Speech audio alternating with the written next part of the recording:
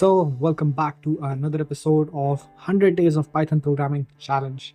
This is day 4, and today we'll be creating a password generator. So, basically, in this program, all you have to do is just enter the number of characters that you want your password to have. At least as 6, and at most, you can add as much as you want.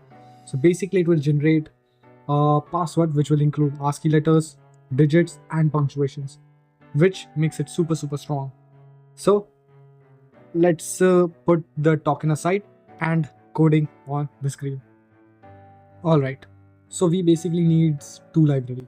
Okay? The first one is random and the second one is string. So random, and then we are going to be importing the string. Once we're done with that, we'll create a function calling it the generate password. This is where the password generation will begin, right? This is, let's just say, the kitchen where the password is cooked. And then there will be the dining table, which will be called as password generator, where we'll serve the password. So right, let's just cook the password. The password must be at least 6 characters, right? We want it at least 6 characters. We don't want a 3-letter or 3-character password. We want at least 6. You can keep it to at least 8, but I'm just keeping it 6. It must be 6 or 8. Oh, so let's just keep it 6. At least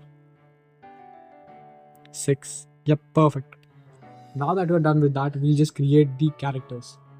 So what do we want actually in our password? First thing, we want ASCII letters. So string.ASCII letters plus string.digits. And apart from that, what else do we want is the punctuations. So say string.punctuations. So once you have all of these things, I want to join what? Random.choice characters for underscore in range length. So basically it will just create a, how do I explain this?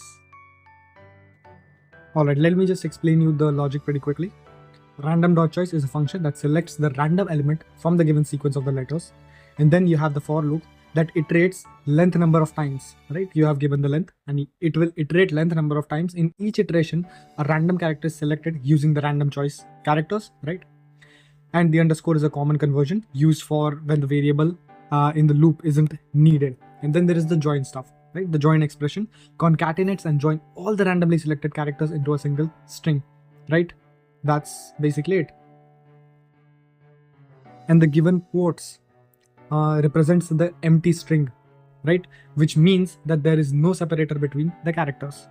That's basically the explanation to this. So let's just unfreeze the frame and go forward with coding. Okay, so once we're done with that, we'll basically go with returning the stuff. So we'll return the password, and once we're done with that, we have already cooked the password, and now we have to serve the password, right?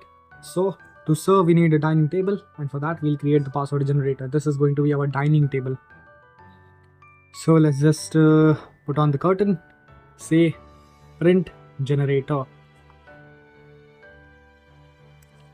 and try inside of that the length, and then we'll just basically say generated password is this one.